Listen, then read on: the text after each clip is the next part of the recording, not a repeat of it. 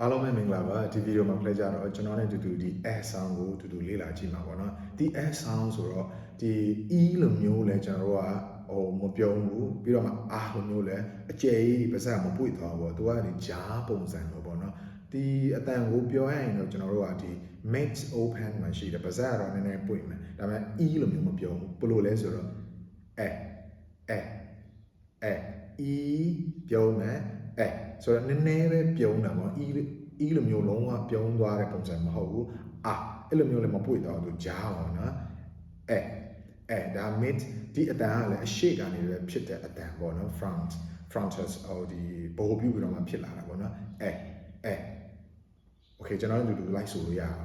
လိုက်ဆိုလို့ရတယ်ဗီဒီယိုကိုခဏလေး pause ပြီးတော့မှကျွန်တော်တို့လိုက်ဆိုလို့ရတယ်ပေါ့နော်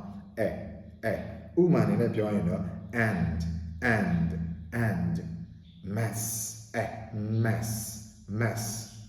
pan ဥပမာအနေနဲ့ပြောရရင် the bedroom is a mess the bedroom is a mess ဆိုတော့ဒီဗီဒီယိုလည်းကြိုက်နေတတ်မယ်လို့တော့ကျွန်တော်ယုံကြည်တယ်နောက်ဗီဒီယိုနောက်အတိုင်းနဲ့ပဲပြန်လည်ဆောင်ကြမှာပေါ့နော်